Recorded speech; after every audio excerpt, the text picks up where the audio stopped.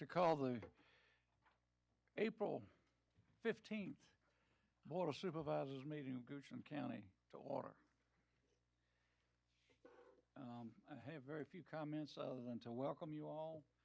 It's a beautiful day. Glad the rain subsided, and it's a wonderful day in Goochland County. Now I'll turn it over to Mr. Alvarez. Invocation. Oh, we need to do that, yes. Do we? Oh, you are? Okay. We got to call on Mr. Spoonhour to do the invocation, followed by the Pledge of Allegiance. Please rise if you're able. Dear Heavenly Father, we just thank you for this day, God. We thank you for our freedom, Lord. We thank you that for all the things that you provide us, God. We know that we are stewards with what you give us, God. So I just pray for wisdom and guidance for this board as we make several decisions tonight that impact your children, God, and that you would be in the middle of that. So we invite you to this meeting now, Lord.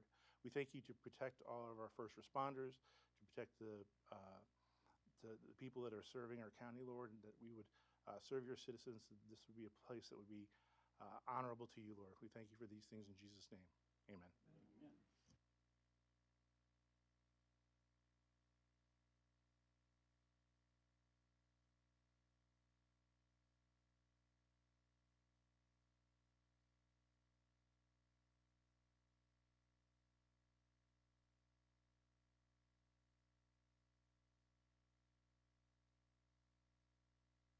Thank you, Mr. Spoonhour. Very nice. Now could introduce our interim county administrator, Mr. Alvarez. Thank you, Mr. Chairman. I just have a few announcements to make. First of all, this week is Public Safety Telecommunicators Week, as well as National Animal Care and Control Week. So thank your telecommunicators and your animal care officers if you see them. Parks and Recreation's first extreme egg hunt will be held this Saturday at Hidden Rock Park. The Goochland Powhatan Master Gardener Spring Garden Fest will be on Saturday, April 26th, right here at the Reynolds campus. The Goochland County Sheriff's Office Drug Take Back is scheduled for April 26th at Fire Rescue Companies 1 and 5. And the Goochland Courthouse Farmers Market is opening on Tuesday, May the 6th. Hope many of you can go. We also have now a website dedicated to the Rockville Opportunity Corridor. Is that area on Ashland Road where a lot of the commercial development is going on. And the page is on our website, and it highlights all the work that's going on there, including the road work and the construction. And thank you to Jessica for giving me the announcements, and to Sarah for putting together that great, very informative website. Thank you, sir, Mr. Alvarez. Now, are there any requests to postpone agenda items and additions, deletions, or changes in the order of presentation? None from the board. Are there any questions? If not,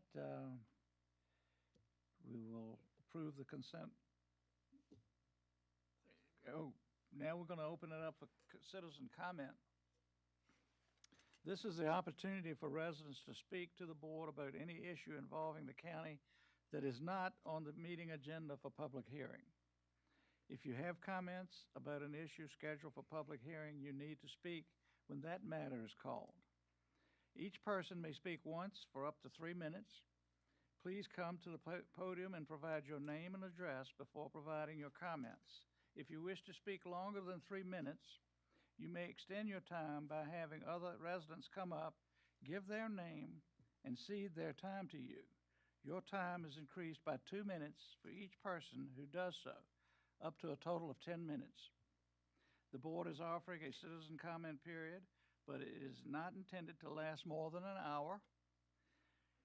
The light timer, when the green light comes on, you have 3 minutes. The first yellow light, you have 1 minute left to speak. The second yellow light continuously blinks when 30 seconds are left, and when the red light comes on, your time is up. I'll now open the citizen comment period. Anyone like to come up?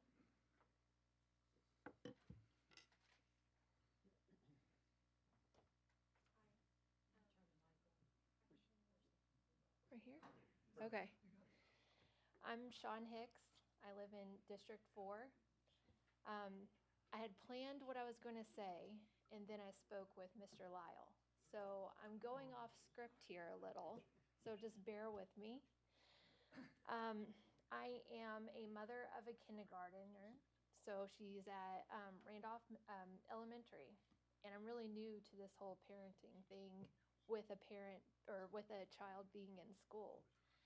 I came because I wanted to speak in favor of adding to the education budget for the 3 interventionists. And I understand that's not your job to determine what's going to be paid for by the money that you allot education. But I also thought that I needed to do my part and speak up for those kids, right? So then I spoke with Mr. Lyle, and I think maybe there is some money, and now it's up to the school board, and I do plan to go to them. But I do want to, talk a little, since I do have my 3 minutes. I want to say that I did watch your working sessions. I wanted to inform myself, because as you know right now, it's rough waters over there when you bring up the school board and there's issues about wording, about this, that. I wanted to learn for myself, so I watched the working sessions.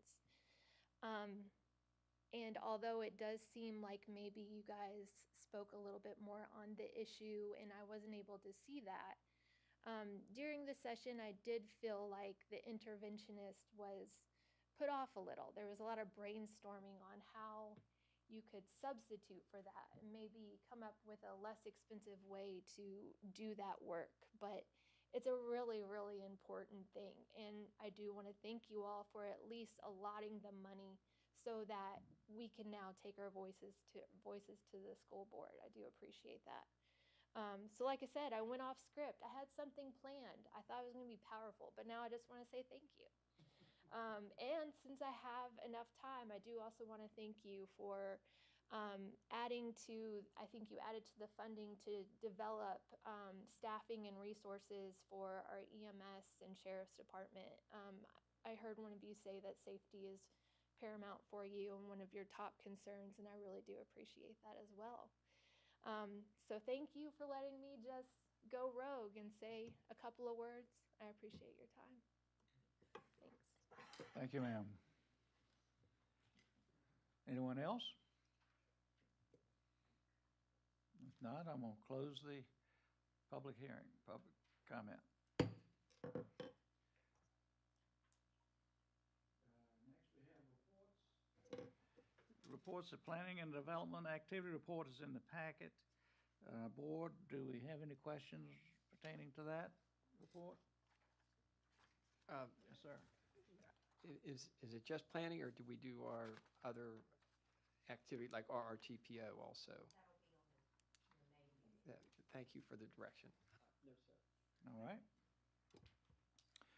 right. Consent items, Ms. Alvarez will give a brief overview of one consent item.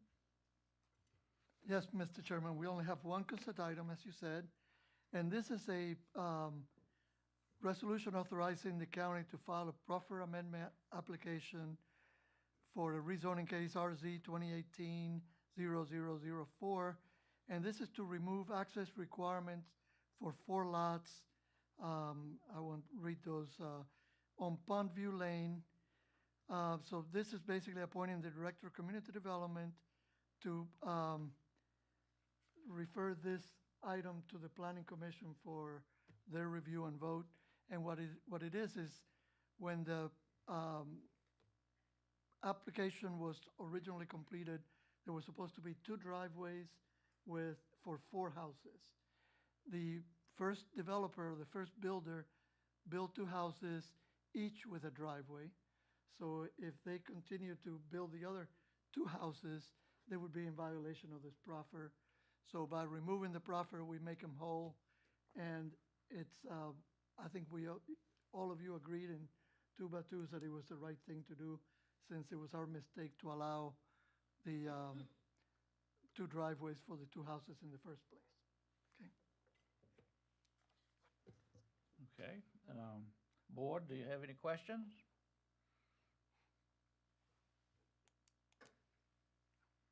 Do I have a motion to approve the consent agenda item as presented? Mr. Chair, I move that the board adopt this resolution authorizing the county to file a proffer amendment application to RZ-2018-4, appointing the Director of Community Development as the county's agent for the application and referring the application to the Planning Commission. Do we have a second? Second. Any further discussion? Yeah, I've got something. Sure. Chairman. I was not a fan of this, but I'm gonna let it go this time. This is just a word of caution to the developers. We will hold your feet to the fire if we do anything else in this kind of manner. I think we need to have some accountability when we are doing the development, and shouldn't come before the board to have to remove proffers and such. That's all. Thank you. Any further comment, discussion? Okay, all in favor say aye. Aye. Yay. Any opposed? All right, that carries. Under new business, Ms. Carla Cave, Financial Director, will give a brief overview of the following budget items, and then we will take a vote on them individually. Resolution adopting tax rates for the 2025 calendar year. Ms. Cave? Yes, hello. We have had a lot of discussion on the budget up to this point. We've reached a $148.5 million budget is where we have landed. And we need 4 motions from you all to adopt the countywide budget to include schools, CIP, social services, all of our departments, as well as our tax rates and our fee ordinance changes. So those are going to come before you. The first step is to adopt the 2025 tax rates. We have implemented 0 changes in any tax rates from 2025 year. So those are all before you, and the motion is at the bottom, unless you have any discussion.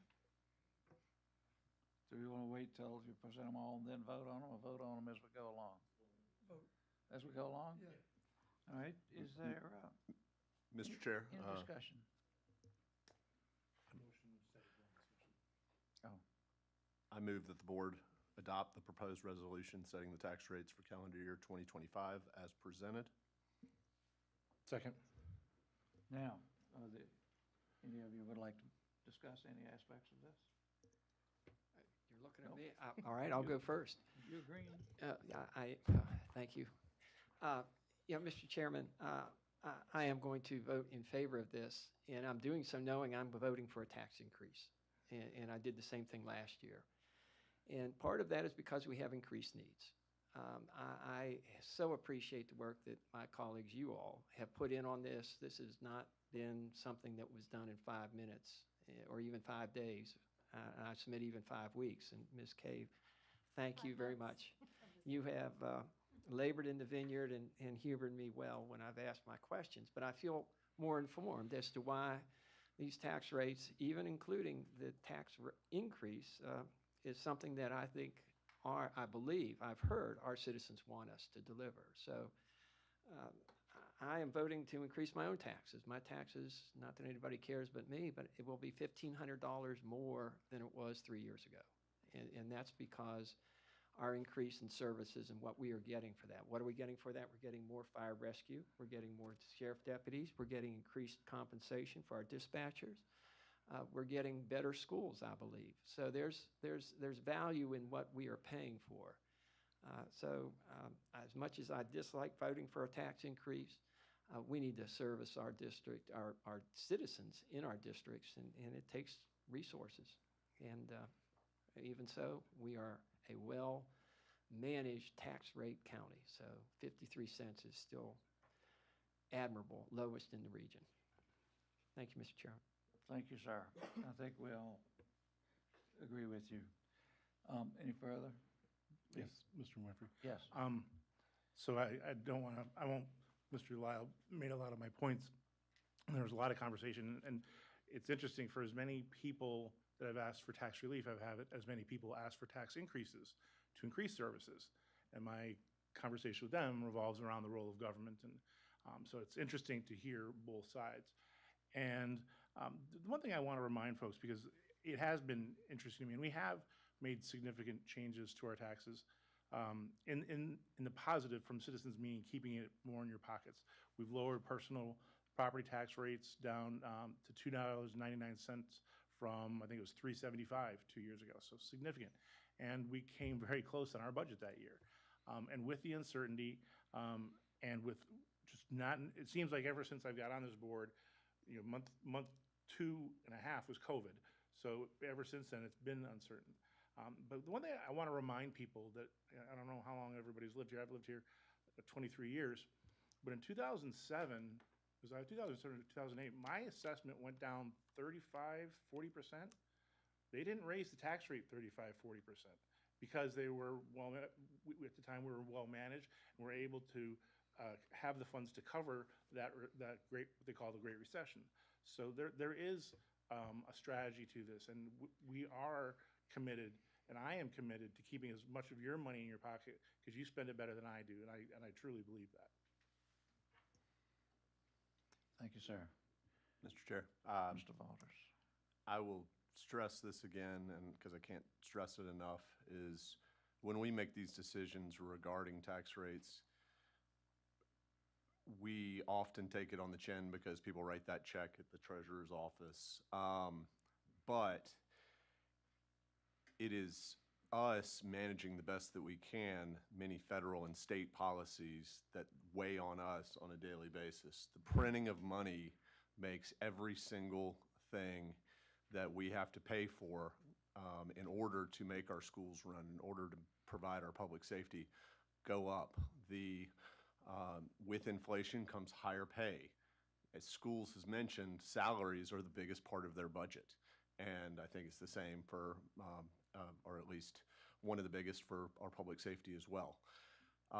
These are things that, because we're closer to home, because in many ways we're seen as boots on the ground for government.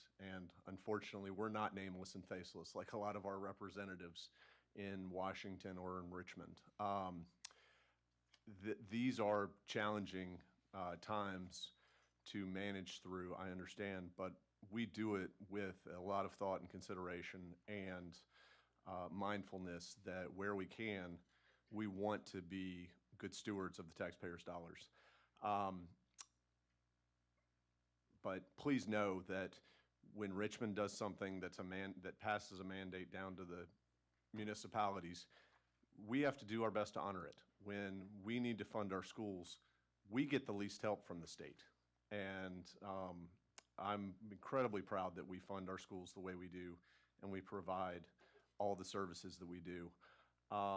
And we are mindful of a considerable CIP budget, not just this year, but for many years to come, so that we can continue not just to provide services, but infrastructure that is greatly needed in this county.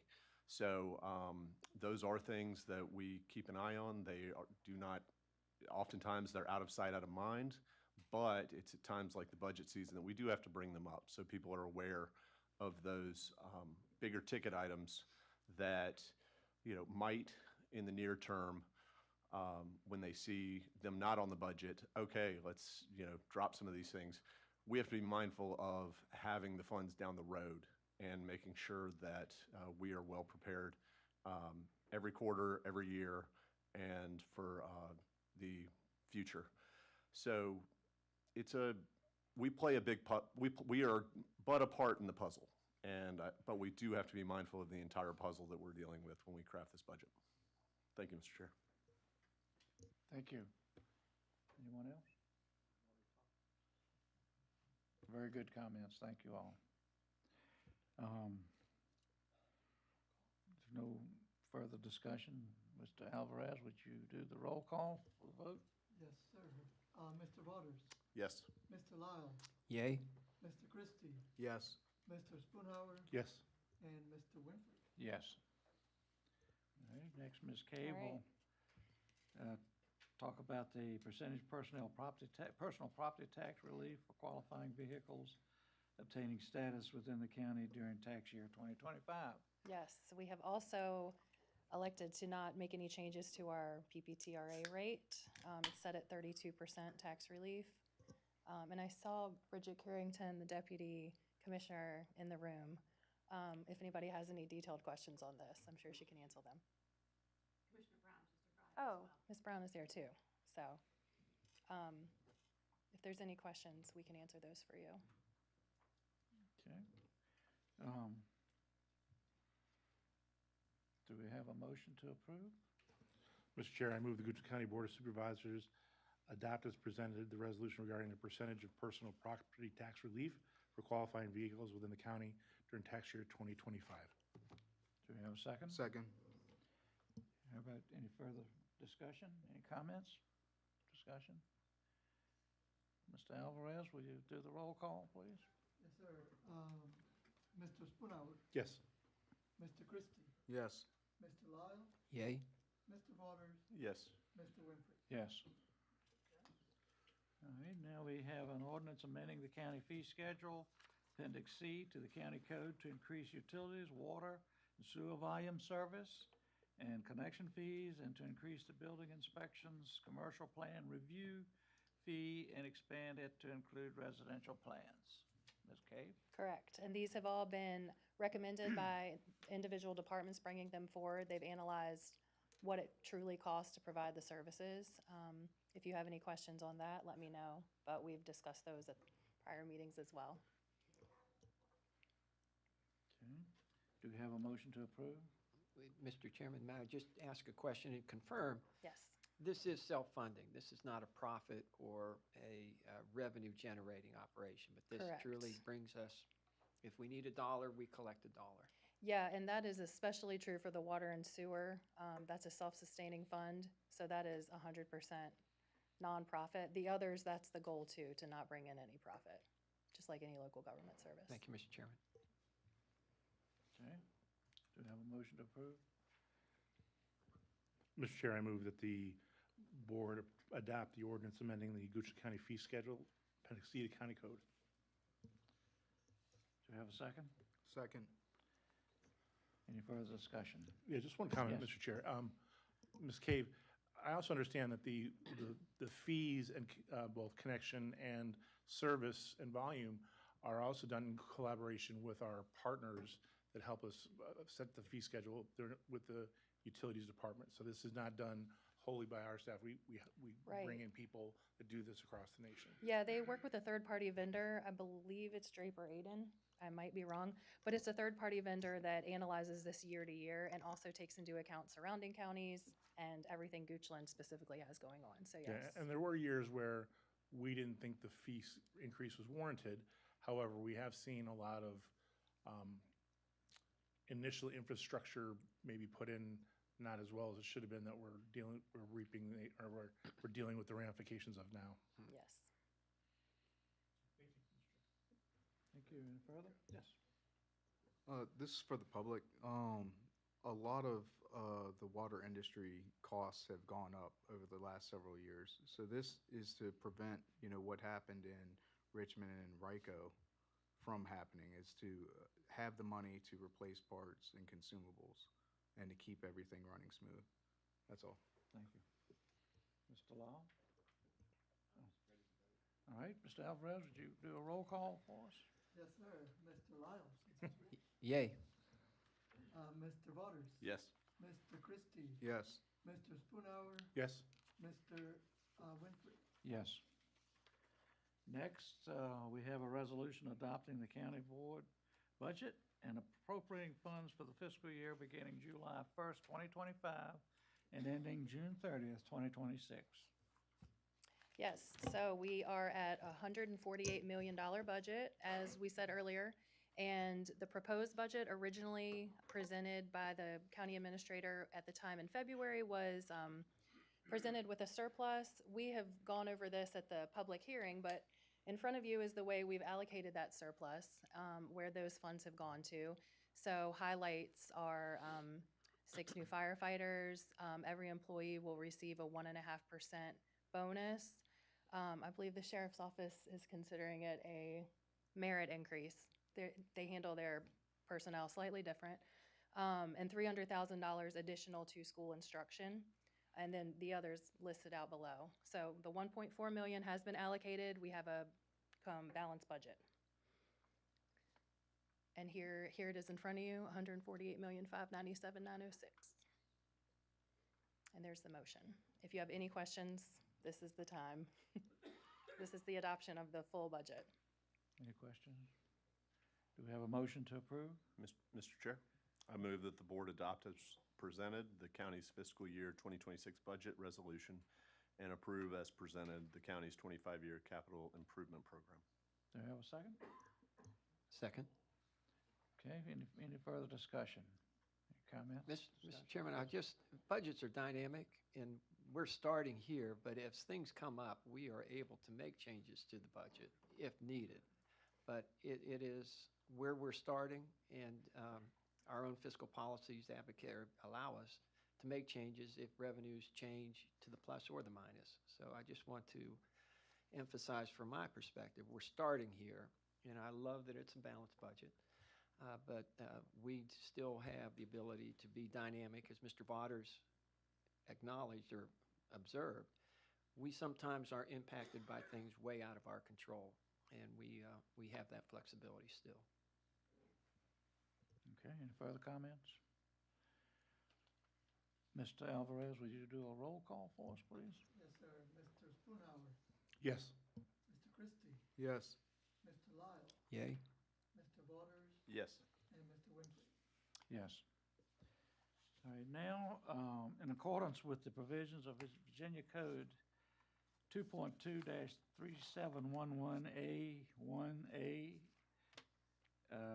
3, I move that the Coochland County Board of Supervisors convene in closed meeting for the purpose of discussing recruitment for the county administrator position and for the purpose of discussing the acquisition of real estate property for public purpose or for disposition of publicly held real estate property, where discussion in an open meeting would adversely affect the bargaining position or negotiating strategy of the public body.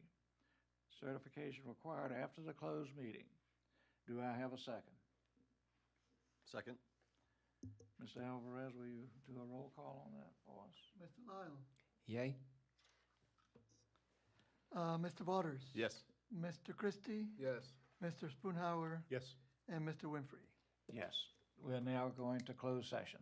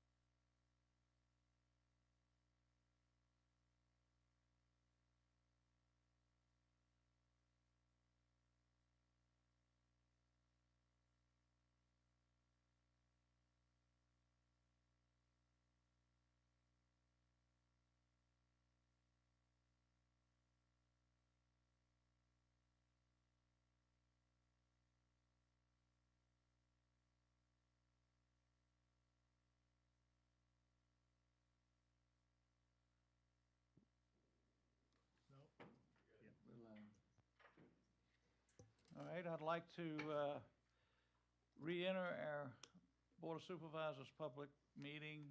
And the first thing on the agenda is to do a certification. And I move that the board members hereby certify that to the best of each member's knowledge, only public business matters lawfully exempted from open meeting requirements under the Freedom of Information Act. And number two, only such public business matters identified in the motion convening the closed meeting were heard, discussed, or considered in the closed meeting. That's my motion. Do I have a second? Second. We have a motion and a second. Any discussion on that? Let's do a roll call on that. Mr. Alvarez? Mr. Lyle, Yay? Mr. Waters, Yes. Mr. Spoonhour, Yep. Mr. Christie, Yes. Mr. Winfrey. Yes. Motion carried. Now we will take a dinner break Dinner. reset and reconvene at 6 o'clock. Thank you.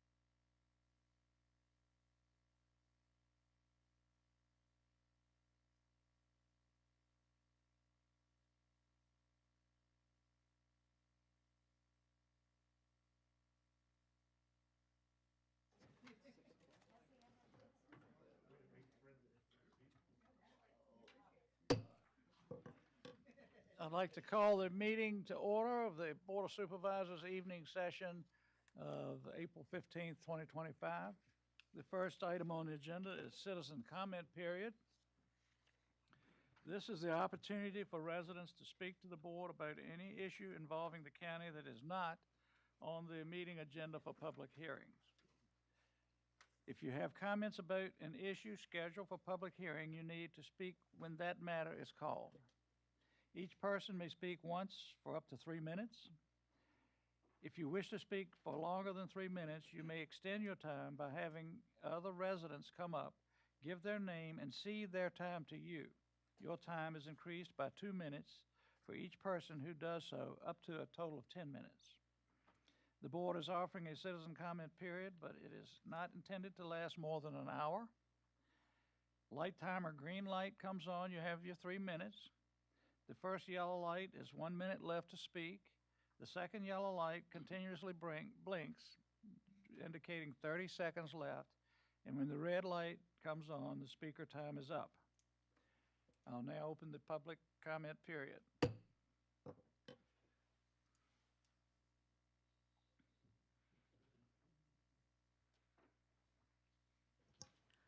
Good evening. My name is Michelle Garman, 4003 Rural Virginia Lane, Louisa, but I don't really live in Louisa.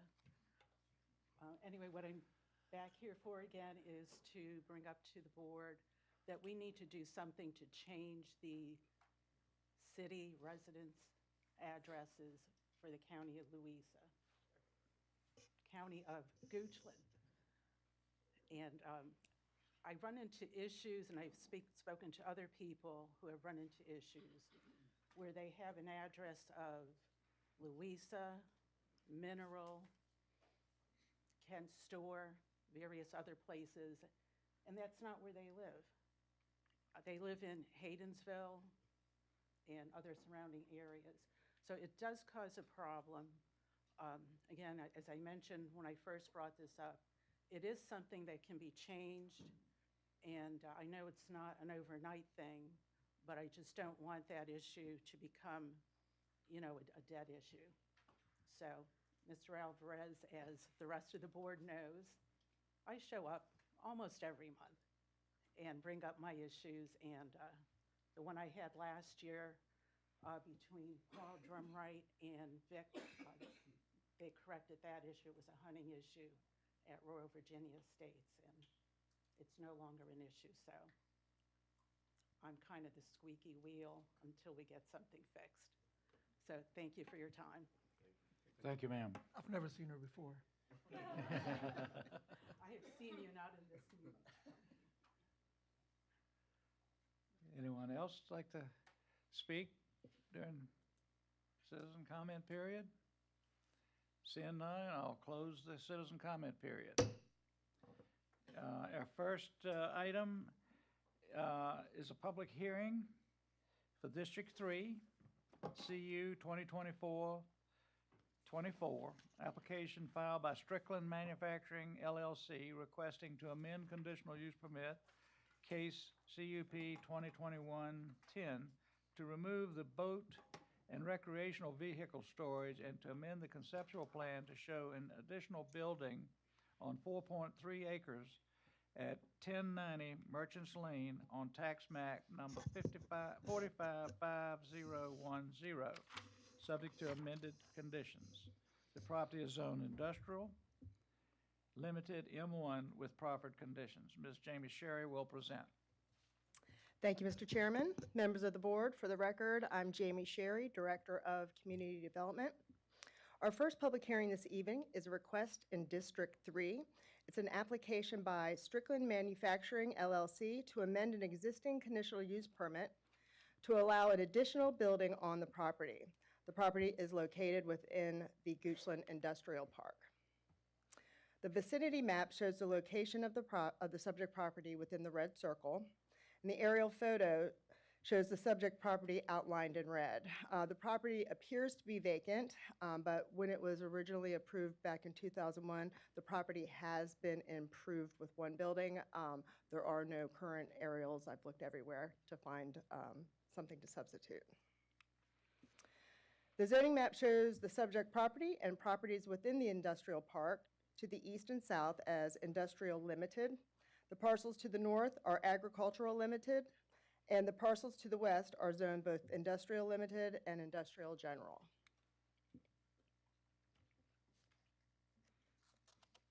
Oh, I'm sorry. I jumped right over the comprehensive plan map. The comprehensive plan shows the subject property and adjacent properties to the north, east, south as industrial. To the west, there's a parcel in blue, and that's owned by the county, and that is designated as county, state, and institutional uses. Strickland Manufacturing has been a longstanding existing business in the Goochland Industrial Park. The parcel outlined in red is the main part of their operation. So they currently and have been existing on that property for quite a while. The company fabricates and sells earth-moving and demolition equipment attachments. In 2021, they expanded their business to the subject property identified in the map. That was through a conditional use permit to allow the expansion with the same uses that they are currently allowed. The 2021 CUP approval included one building, the ability to do metal product assembly, cutting and fabrication, as well as outside storage.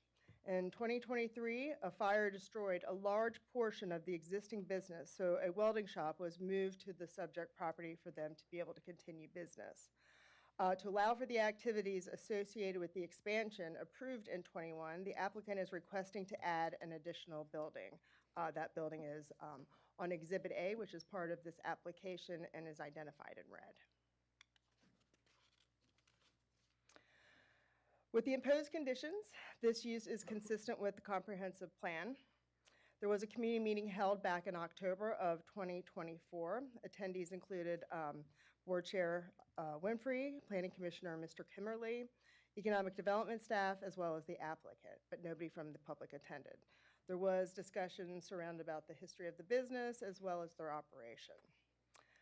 At the February 27, 2025 meeting, the Planning Commission recommended approval of this application with a 5-0 vote, and nobody spoke at the public hearing. The only changes to this conditional use permit were the reference to Exhibit A and adding the second building. I did want to mention that in the public hearing notice that Mr. Winfrey read, there was reference to boat and recreational uses. That was part of a previous approval, and so that's no longer allowed with these conditions as well. But essentially, the conceptual plan under number 3 was added, as well as the expiration date has been changed to March 2023. I'd be happy to answer any questions. I do also have the full set of conditions if you have any questions about the conditions. The applicant is also here if you want to hear from them as well. Thank you, Ms. Sherry. Of course. Does the board have any questions? Just real quick for understanding. Mhm. So we're not considering the additional uses of the boat storage? No, the way we have, we've eliminated those uses. So essentially, it was something that somebody applied for. They never actually went through it, never opened the business.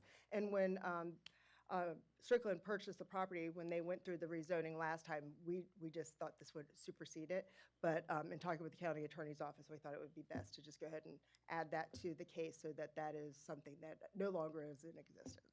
Okay, so why, by right, can't they put an additional building up?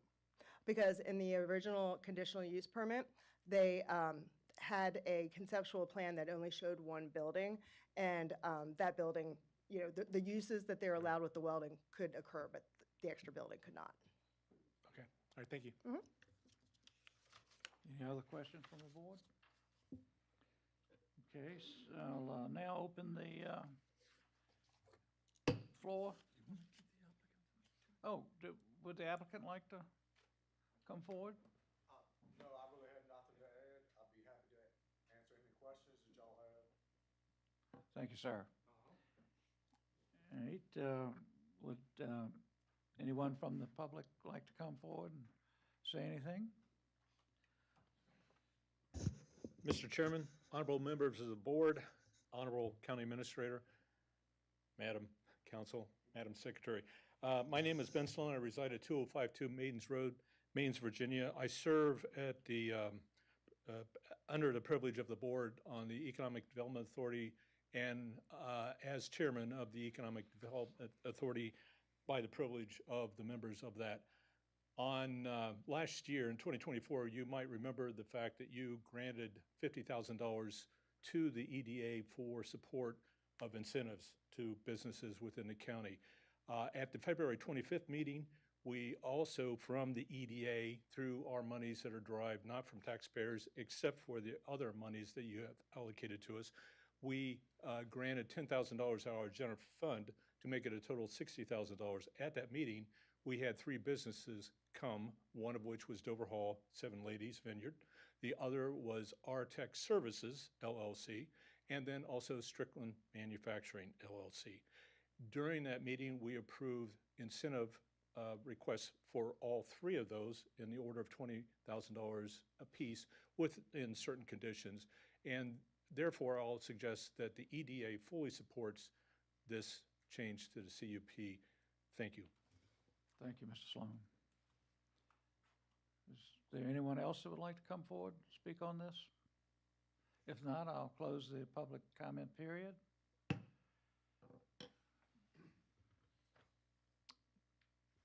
Do we have a motion? Do what now? Oh, okay. Well, I'll make a motion to approve this. I did attend the community meeting. It was a very nice, cordial time, and we learned a lot about this good company. So with pleasure, I make the motion. Do we have a second? Second. Okay. We have a motion and a second. Any further discussion? Mr. Chair, this is a sign of a commercial partner in our county that is doing great work, and we want to make their processes of expansion as smooth as possible. So I just can't stress enough how, at least I, and I think the other members of the board agree that it does go a long way when we see Goochland businesses growing that we already have a lot of familiarity with, that have a good track record, and that show they're great corporate citizens. Great. Mr. Chairman, Mr. Watt. I will say dittos to what Mr. Waters just said, but also I want to recognize that Strickland was just recently recognized by the governor's office for their efforts as a business member of this community. And so I'm super enthused about seeing them continue to operate and expand. So thank you for being part of our business community, and let's hope the vote goes the way I think it will. And on behalf of the board, we wish you continued success. Let's take a vote. Mr. Spoonhour, Absolutely, yes. Mr. Waters, Yes. Mr. Lyle, Yay? Mr. Christie, Yes. and Mr. Winfrey. Yes.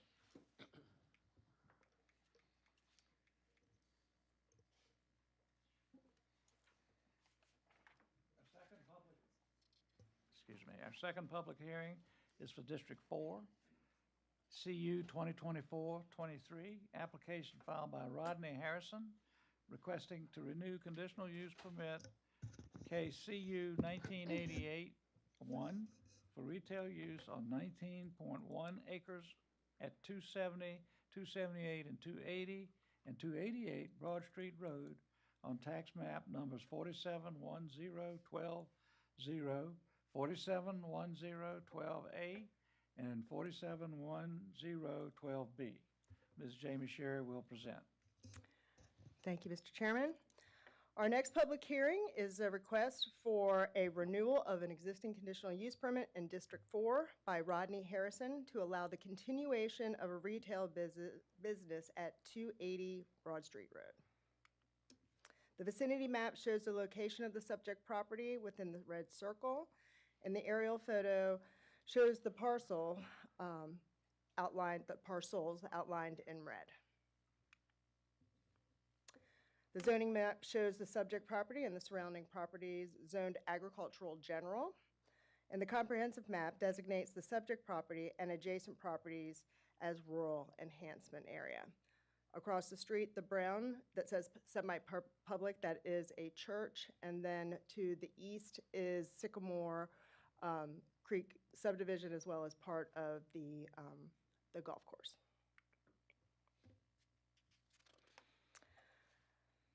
The original conditional use permit was approved in 1988 for the display and sale of utility trailers, utility sheds, camping and travel trailers.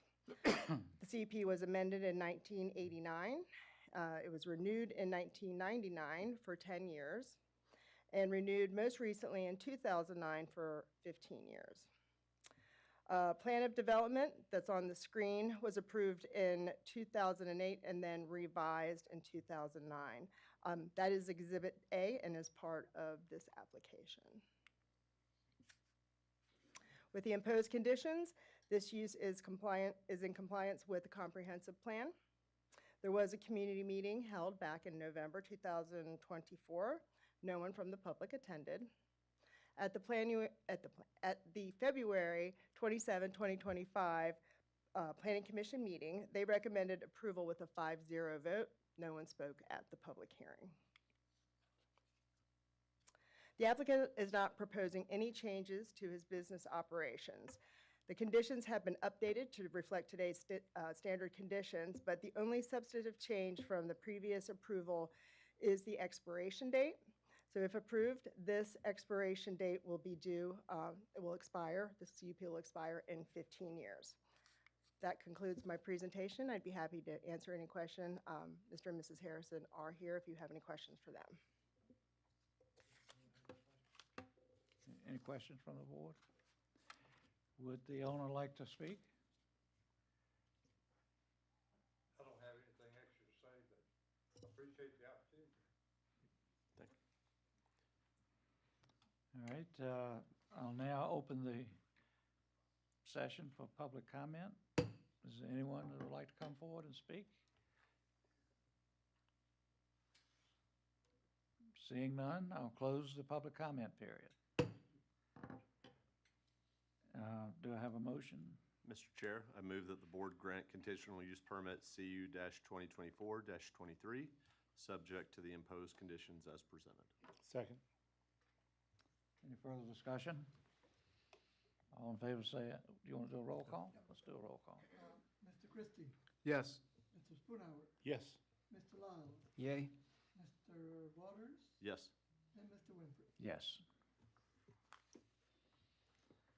All right, thank you all. Our third public hearing is for Districts 4 and 5, CU 2024-22, application by Columbia Gas Transmission LLC requesting to amend conditional use permit KCU 1989-14B to add a new office building on 29.6 acres at 1436 Hermitage Road on tax map 581024-0. Ms. Jamie Sherry will present. Thank you, Mr. Chairman. Our next public hearing is in Districts 4 and 5. It's an application by Columbia Gas LLC, and they are requesting to amend an existing conditional use permit in order to add a new office building. The vicinity map shows the location of the subject property within the red circle, and the aerial photo shows the parcel, the subject property outlined in red. The zoning map shows the subject property zoned agricultural limited. To the east, the property is zoned residential preservation. All the other surrounding properties are zoned agricultural limited. The comprehensive map designates the property as rural enhancement area, as are all the adjacent properties. Columbia Gas Transmission has been operating at this location for approximately 54 years. It was originally approved for a permit back in 1970 and amended to allow expansion of the facility in 1989, in 2017, and most recently in 2022. So the request is to amend the conceptual plan to show, that shows the new office building in red. The existing office will remain in place and repurposed on the property. As part of the 2022 expansion of the facility, a temporary laydown yard was approved. This condition has been removed from the permit as it is no longer required. A buffer condition in 2022 is meant to remain. That's Exhibit B. The proffer associated with the location on this map states, supplemental buffer shall consist a minimum of 3 rows of trees which shall be spaced alternately.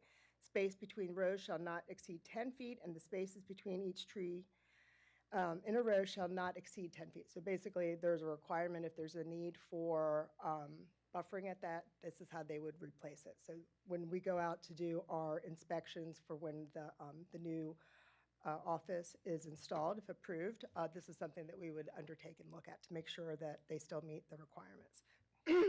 We've kept it in the in the conditions because we want to make sure that we can maintain this over time. With the imposed condition, this use is consistent with the comprehensive plan. Back in February, there was, community meeting, excuse me. In July of last year, there was a community meeting. 11 members of the public did attend. There was discussion about the reason for the expansion, the number of employees that would be coming to the property, false alarm problems that were happening at the time, and a desire for additional buffer because of the high visibility of the new buildings associated with the expansion and all the new buildings. At the February 27, 2025 meeting, the Planning Commission recommended approval of this application with a 5-0 vote. Nobody spoke at the public hearing. The only changes to the conditions with this permit is a change to the conceptual plan to add the new office building as well as to remove the allowance for a laydown yard. Again, I have the full set of conditions if you have any questions about any specific condition. And that concludes my presentation. I'd be happy to answer questions. Mr. Klein is also the applicant. He's also in attendance. Thank you. Board, are there any questions? Would the applicant like to come forward and speak? I have nothing to add. She did a great job. Yes, If, you did. Yes. if we could, Mr. Chair, if the applicant at least comes and gives his name, then the minutes reflect that he was present and we know who the representative is. Okay, It if you just makes for a would better come forward and record. just so we have Just on a- record that you yeah. were here?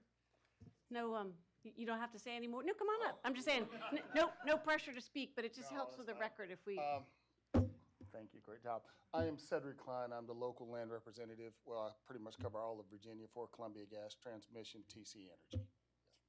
So if there are any questions, I'd be happy to answer some. Okay. Thank you, sir. Thank you. All right. I'll now open the hearing for public comment. Would anyone like to step forward and speak?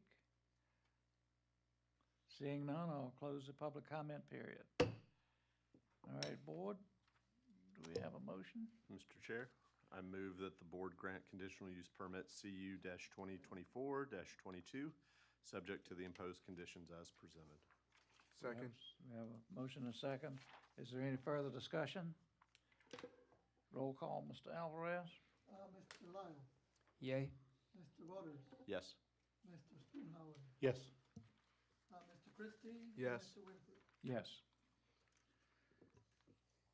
Our fourth public hearing is for District 5, RZ 2025-1, application filed by Janie and John Corey Hopper, requesting to rezone 2.002 acres from residential general R3 to residential office RO with proffered conditions for professional office use at 12900 Patterson Avenue on tax map number 6310180. Ms. Jamie Sherry will present. Thank you, Mr. Chairman. Our next public hearing is a rezoning application in District 5 by Janine and John Corey Hoffer to rezone a property on Patterson Avenue from residential general to residential office. The vicinity map shows the location of the subject property within the red circle, and the aerial photo shows the subject property outlined in red. The zoning map shows the subject property zoned residential general. The property to the east is zoned residential office. And the property to the west is zoned agricultural general, limited, excuse me. The comprehensive plan map designates the subject property as single-family medium density.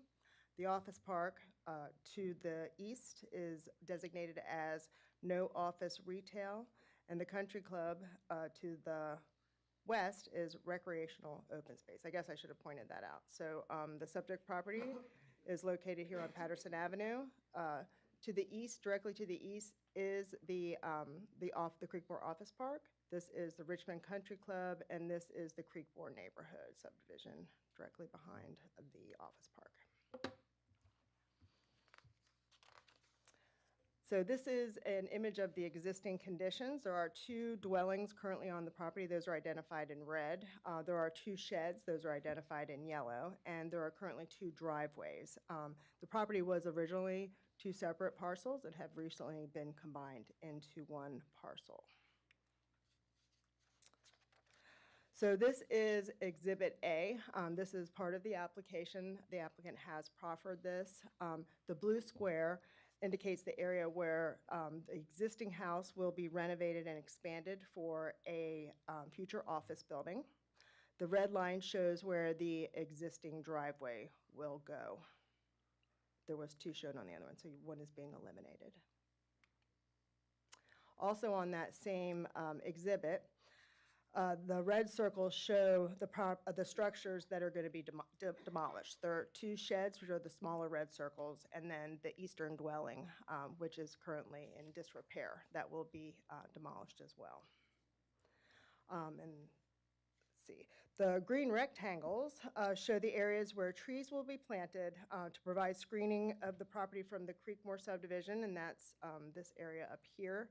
Once the shed comes down, this area is going to be planted so that there is visual a barrier.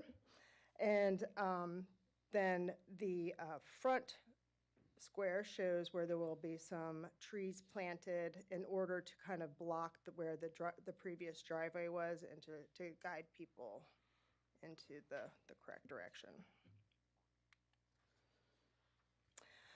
The property is located within the Route 650 overlay district. The overlay district has regulations that apply to both modifications of existing structures and new construction of commercial buildings. This includes exterior features of buildings as well as landscaping and other site standards such as setback. A certificate of approval is required if any of those requirements under the overlay district are not met. The proposed office building front setback does not meet the overlay standards. Because of that, the applicant applied for a certificate of approval to the Design Review Committee to appeal the requirement. This meeting occurred back in November, and the applicant did receive a certificate of approval that allowed for a 25-foot reduction to the required 125-foot setback. Just in case this were to be approved, they would be able to move forward. With the proper conditions, this request is consistent with the comprehensive plan. There was a community meeting held back in December. 6 members from the public did attend. There was discussion about proposed landscaping and vegetation that needed to be preserved, future status of the existing buildings on the parcel, and what other uses would be allowed. There were general requests regarding additional buffering and screening. At the February 27, 2025 meeting, the Planning Commission recommended approval of this application with a 5-0 vote. No one one citizen spoke in support of the application and 2 were neutral. Those who were neutral did have comments requesting that the lighting be diminished at nighttime, as well as to make sure there was proper enhancement of landscaping. So these are the proffers. Proffer 1 refers back to Exhibit A, where I showed you that the house will be demolished, as well as the other sheds, that landscaping will be imposed, as well as, only one driveway. In response to the comments at the Planning Commission meeting, the applicant has increased the size of the landscaping trees that are on the conceptual plan from 4 feet to 6 feet.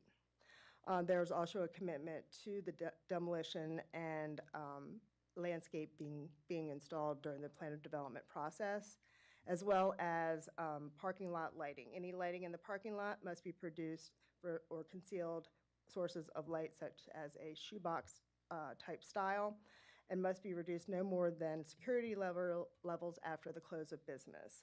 This was also added since the Planning Commission as a response to the community's comments. That concludes my presentation. I'd be happy to answer any question. The applicant's representative is here if you have questions for him. Thank you, Ms. Sherry. Any questions from the board? Would the applicant like to come forward and speak? Oh, you have a presentation, Andy. You know what? Mr. Chairman, members of the board, I never miss an opportunity to speak despite what's been going on in the other cases. Andy Conlon here on behalf of Corey and Janine Hoffer. Interestingly enough, they are residents of Goochland County, but their business is currently located in other jurisdictions, and they want to become part of the community here in Goochland as well, in the business community. So I would only say that the request is obviously consistent with the comprehensive plan, consistent with the surrounding neighborhoods, including the office development next door. And as has already been pointed out by Ms. Sherry, that we have provided for changes to the proffers in respect to the comments made by the community in the surrounding area. So with that, we would ask you to follow the recommendation of the Planning Commission, and we'll be happy to answer any questions you have. Thank you. Any questions? All right, thank you. Would anyone from the public like to come speak? I'll open the public comment period. Seeing none, I'll close the public comment period. All right, board, we have a motion? Do we have a motion? Mr. Chairman, I move that the board approve rezoning RZ 2025-1 with proffered conditions as presented. Second. We have a motion second. Any further discussion? Yes, Yes, sir. Mr. Chair. You're getting off way too easy, so I figure I better. Sure. I'll interrupt. This one was an interesting one for me because when I initially saw this, this was not something that I felt was appropriate for that area. Reason being, I think 2 different boards of supervisors worked very hard to get to a place where we had that office building that we're referring to that's just to the west of it. And my initial inclination was, why would we approve more office space when we worked so hard to get office space there that's currently vacant? But as a good friend of mine on the board said, sometimes it's better to own than lease your land, and businesses will do that. And I also see the benefit of taking that property and seeing improvements on that property that are going to be there. So it was just an interesting mental exercise for me. Any further comment? We have a motion, and if you'll do a roll call? Mr. Spooner. Yeah, I will. Mr. Lyle. Yay? Mr. Waters. Yes. Mr. Christie. Yes. And Mr. Winfrey. Yes.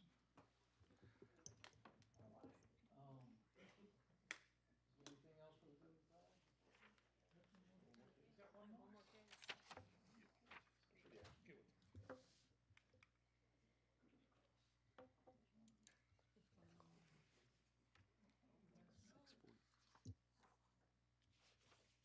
Excuse me. Let me read this. I'm sorry. Our 5th public hearing is for District 4, CU 2024-20. Application filed by Rogel and Marta Vinson, requesting to amend conditional use permit KCU 2018-11 to add a home-based business and to increase the permitted square footage for the detached accessory family housing unit on 11.38 acres at 375 Songbird Lane on tax map 58802C. Ms. Jamie Sherry will present. Thank you, Mr. Chairman. Our final public hearing this evening is in District 4. It's an application by Marta and Rogel Vinson requesting to amend an existing conditional use permit to remove the size limitations on the primary and accessory family housing unit and to add a home-based business to the CUP. The vicinity map shows the location of the subject property, circled in red, and the aerial photo map shows the subject property, outlined in red. The zoning map shows the property as agricultural limited, as are the properties to the northwest and to the southeast. The properties to the east and the west are zoned residential plan unit development. The comprehensive plan designates the property as single-family low density, as are the properties to the north and the south. The property to the west is designated as residential medium density. The applicant is requesting to amend conditions for an accessory family housing unit. The previous approval limited the size of both the principal and accessory dwelling units. Both the existing and proposed dwellings currently exceed those conditions. Well, the request for the second exceeds. The proposed conditions have been updated to match our standard conditions. And for this recommendation for this case, the size limitations have been removed as it's consistent with our other standard conditions. The applicant is requesting to add a home-based business to the conditional use permit. The applicant currently operates a landscaping operation business with primarily activities occurring off-site. The on-site operation will be limited to the business office and vehicle equipment storage area, and the conditions limit the location, the number, and type of vehicles that are allowed on-site. The business is not open to the public. On-site operations of the business are limited by the conditions as well as the conceptual plan. This is the conceptual plan, Exhibit A. It shows the location of the business operations in red. There are two letters. Letter A shows the location of the office, and letter B shows a storage building, all associated with the business. The green shows the existing house. I don't know if you can see it. It's kind of hard to see. The green shows the existing house, and the blue shows where they propose to build the principal dwelling, then turning the other one into the accessory dwelling. The areas identified in yellow are farming activities for farming uses.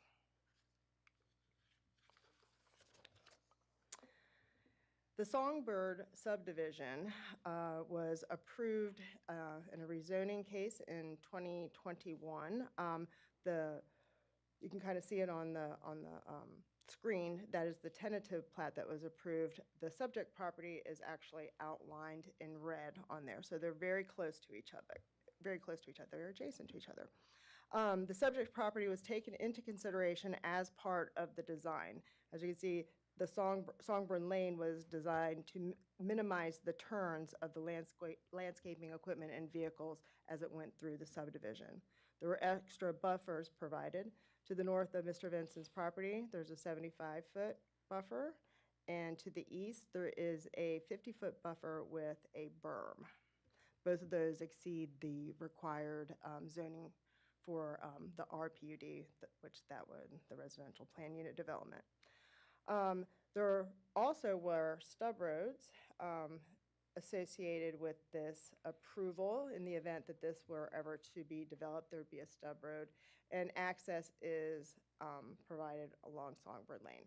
The conditions of this case would prohibit this being used for business activities or any activities until this property was developed for something different.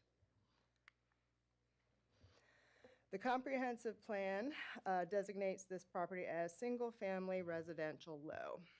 Single-family residential uses with an average lot size of 2 acres. With the proper conditions, this proposal would comply with the comprehensive plan in that agricultural properties and farming uses are common within this comprehensive plan area.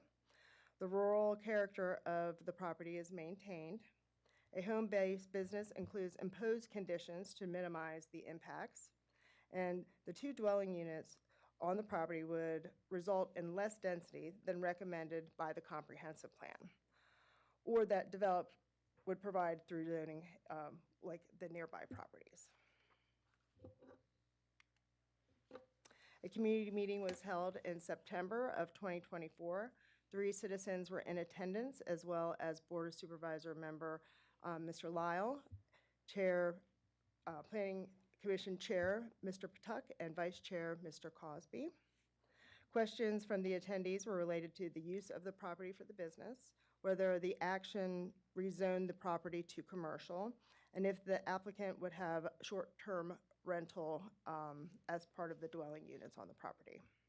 Staff did receive other emails regarding this applications, and those comments were related to requesting additional buffers along the subject property line boundaries, requests for a board fence to be provided along the northern property to screen the property from and prevent trespass, and a request for conditions to be imposed in cleaning up debris material resulting from the business on Songbird Lane. At the December 19, 2024 meeting, the Planning Commission recommended approval of this application with a 5-0 vote. Nobody spoke at the public hearing. The applicant did request a couple of deferrals before this evening. They requested a deferral from February to March of this year, and then because the applicant could not attend for health reasons. And then there was another request from the March 4th to tonight. For all those deferrals, the board did vote 5-0 to approve those requests. So these are a summary of the conditions. I do have the full conditions if you have questions, but just to kind of summarize, for the accessory family dwelling unit, they were updated to match all of our existing current standard conditions that you hear in front of the board regularly. And then we also removed the size limitations of the previous approval. As I mentioned before, we don't have that as part of our standard conditions. And to my knowledge, I don't think we've done that on any other application. For the home-based business, there's a requirement for that not to be open to the public, and that the on-site activity is limited to office and storage of business equipment and vehicles within the area designated on Exhibit A, which I showed you during the presentation, and employees were limited to coming and going to the property, meaning that there's no repair or any activity associated with the business and the employees. They basically drop off their cars and they leave. Business-related vehicles and trailer types are numbered and listed. We have a list of those to be maintained on the property. Business-related parking is not permitted within 35 feet of a property line. Signage for the business is limited to 9 square feet. Business access for the future stub road is not permitted. I had shown that in the presentation. That concludes my presentation. I'd be happy to answer any questions. The applicant is also in attendance. Would the applicant like to come forward and speak? Would you come forward and your name?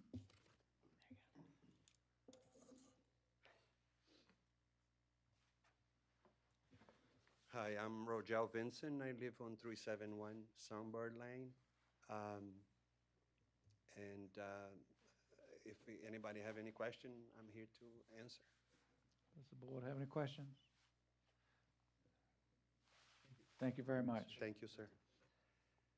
All right, do we have a motion? Oh. I'll now open for public comment period. Anyone like to come forward and speak? Seeing none, I'll close the public comment period. All right, do we have a motion? Mr. Chair, I move that the board grant conditional use permit CU-2024-20, subject to the imposed conditions as presented. Second. We have a motion and a second. Any further discussion? Yes. Mr. Chair, if you would, I was around when the Songbird development was being discussed, and one of the things that board made very clear was that the business had been there, operating in the community, adding to the community, and we worked very hard with staff and with the applicants at the time, and then to ensure that they could live harmoniously together like a songbird, I guess, would. So I see no reason why we wouldn't continue to protect this business that's thriving and helping out Goochland. Thank you. Thank you. Any further comment? Okay. We have a motion and a second. Mr. Alvarez, will you do a roll call for us? Mr. Christie, Yes. Mr. Lyle, Yay. Mr. Waters, Yes. Mr. Spoonhour, Yes. and Mr. Winfrey. Yes.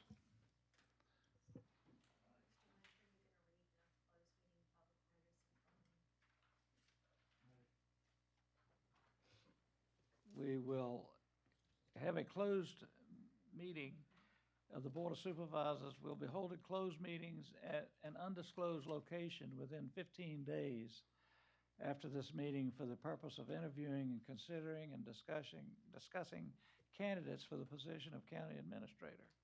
Virginia Code 2.2-3712. If there's nothing further for the good of the cause, To make a comment, Mr. Chair? yes. Back in January 2024, this board publicly made a commitment to support businesses and to focus on commercial. We had 5 public hearings tonight, all on businesses, so yay team. Yes. Way to go, everyone. And Mr. Chairman, I might add that there was nobody speaking in opposition. Yeah, good. All right, so the Board of Supervisors will now adjourn as follows. Tuesday, May 6th, 2025, Board of Supervisors Audit and Finance Committee meeting, time to be determined. Tuesday, May 6th, 2025, Board of Supervisors afternoon regular meeting, time to be determined, and there will be no 6 p.m. public hearings that day. And I've already mentioned the meetings that we'll be having on a closed session to discuss candidates for the county administrator position. So, do I have a motion to adjourn? Meeting adjourned.